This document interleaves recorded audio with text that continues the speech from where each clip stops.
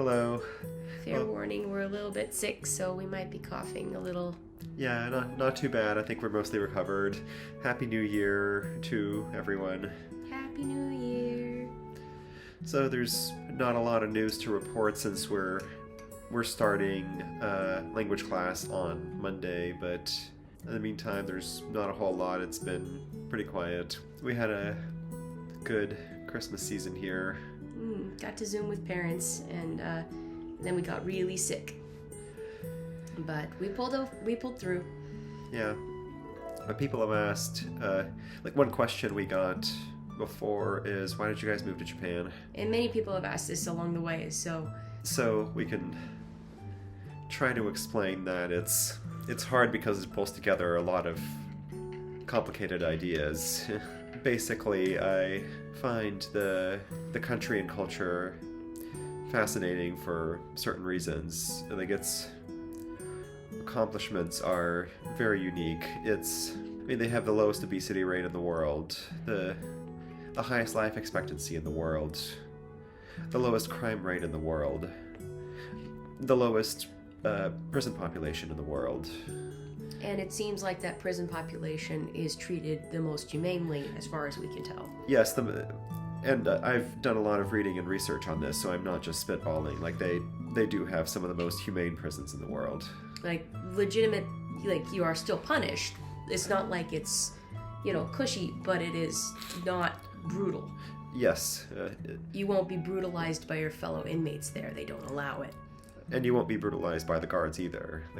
It just, functions, you get a cell, you do your time, you get out. It's very straightforward, unlike many other countries.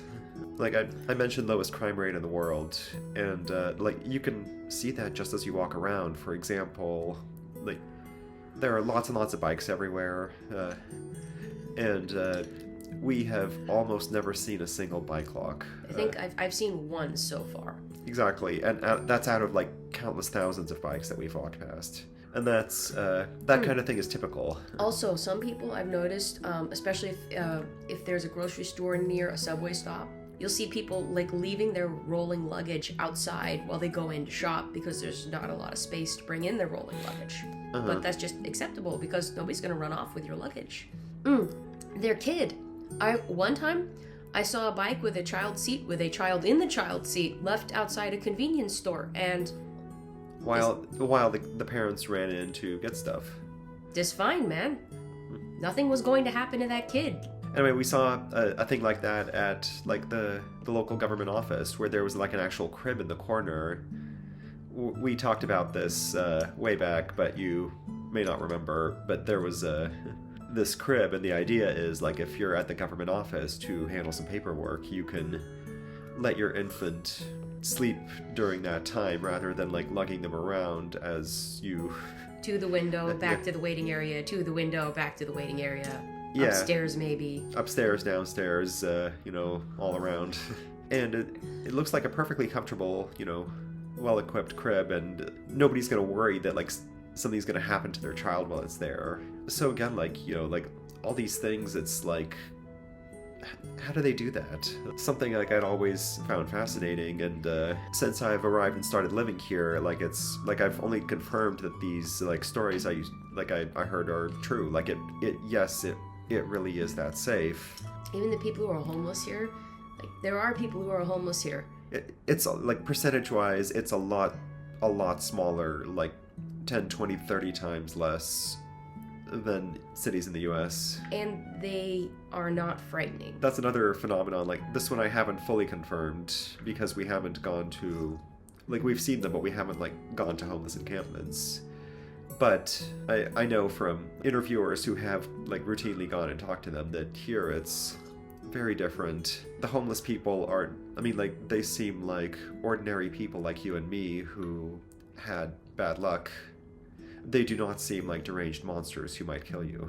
And that's, again, very different. I could, send Dusty to, go and have a conversation with one of them and not worry because, they're just ordinary people. And with all those factors, I can walk anywhere at night by myself here, and I'm okay. So if Dusty wanted, a meal at 2 o'clock in the morning. There are many places open around the clock, and it's, completely safe. The idea that something would happen out on the street, even in the middle of the night, even in an alley, is just like, I would call it impossible. Close enough to impossible. Yeah, we can round it to impossible, I think. Like, I'm not gonna say, like, the crime is exactly zero, but it is so far down there that it leaves the rest of the world in the dust. The thing that makes me wonder is, like, how is that possible? Like, shouldn't it be the Christian world that accomplishes things like this? But it isn't. Like, this country has no Christian heritage. Even now, like, only very slow inroads are being made by the church, as we've discussed in other episodes. How have they, like, suppressed evil in their population? Yeah, not all is It's something in paradise. Dusty's right. Like, there are certain common crimes, I guess you could call them, that... So I'll tell you what I mean. The subway system has cars that are exclusive to women during rush hour traffic. Not rush, like... The equivalent. Like, their equivalent of, like rush hour when... Rush hour is when the subway is packed solid. Yes, like, during, like, the morning is, like, the highest peak, let's say 7 a.m., when there are trains running every 3 minutes, and each one is, like, packed solid, and people are, like, shoving in just enough that the door can somehow close. And there are a lot of incidents of groping, because in a crowd like that, you have no idea who did what. And even if you know, what are you going to do? Like, you're pancaked in there. And so they run these women-only cars. During the peak times. During the peak times. And there's other things like this. Like, turns out every phone camera sold in Japan is required by law to make a shutter sound, which cannot be turned off.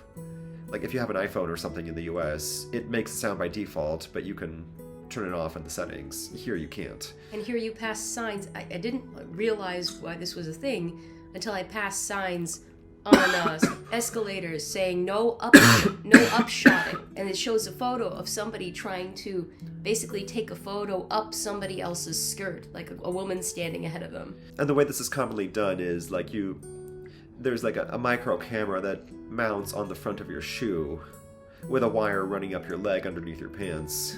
And then you stand right behind someone on the escalator, and that camera will take a photo up her skirt in front of you without anyone noticing. There's, like, specialized hardware that gets sold for this, believe it or not. Illegal, of course, because, the camera the shutter sound thing. So those are examples of crimes that are unfortunately common here. Mm. But... And while they've got their suicide rate more under control, it's still there, and their birth rate continues to plummet. Yeah. But just to finish up here. Sorry, I tangented. So these are 2 examples of crimes that are unfortunately quite common here. And not to minimize their impact, especially to women, like, this is pretty weak sauce compared to, like, the average city in the US. So again, like, not to say they have no crime, but this stuff is, like, so low level. I will insert again this one goes a little darker territory, but we have heard, we don't know how accurate this is yet, but we have heard about, there's a lot of implications of molestation in the home.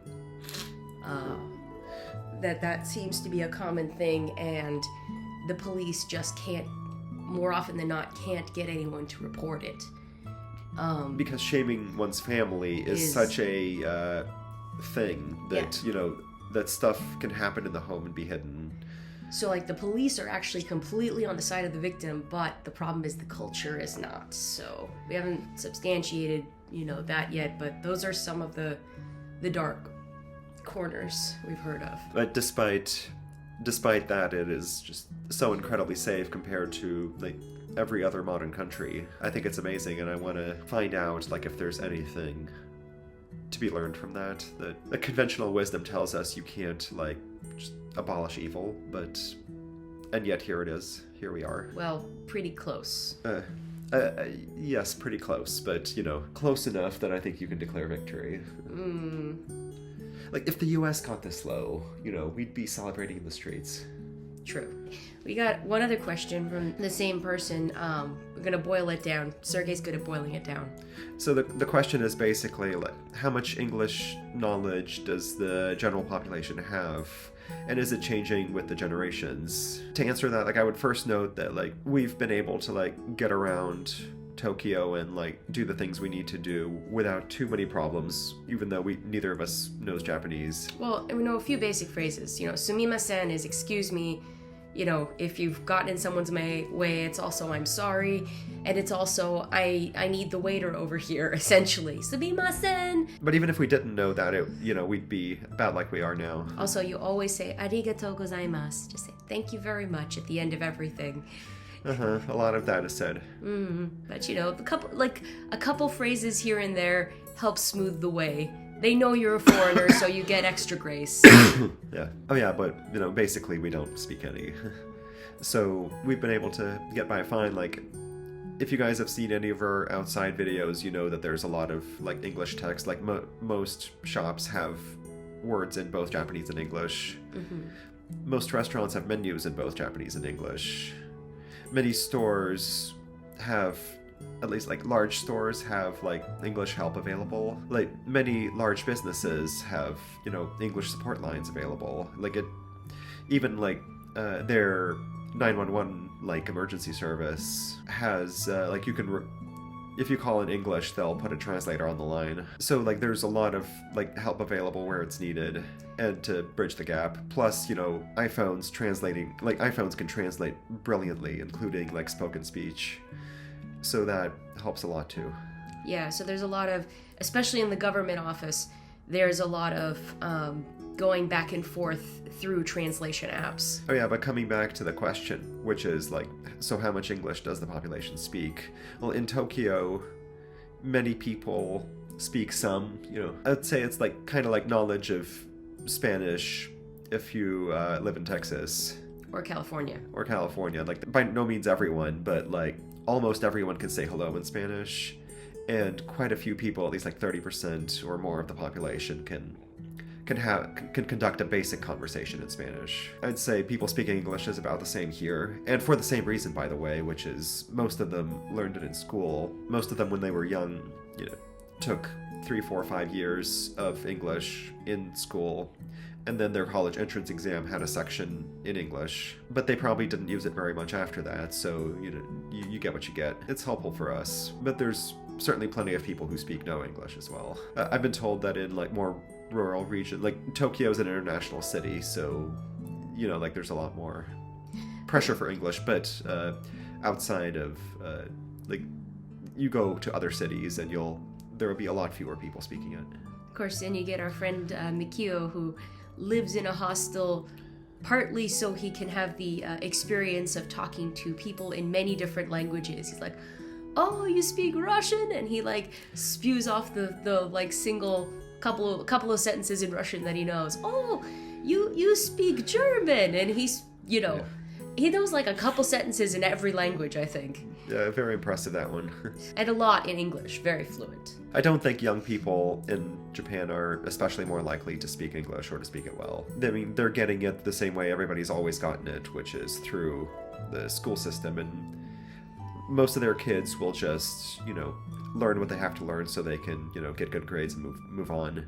Some people will put more effort into it because they want to live in an English-speaking country. Like, for example, our realtor is a young Japanese guy. He's about 28, I think, right now. And when he was in high school, he worked hard on his English so he could, because he wanted to go to America for college, and he did. And he said it was like extremely brutal at first. Like you take 5 years of English, you think you're pretty good, then you show up and you can't understand a single thing anyone's saying.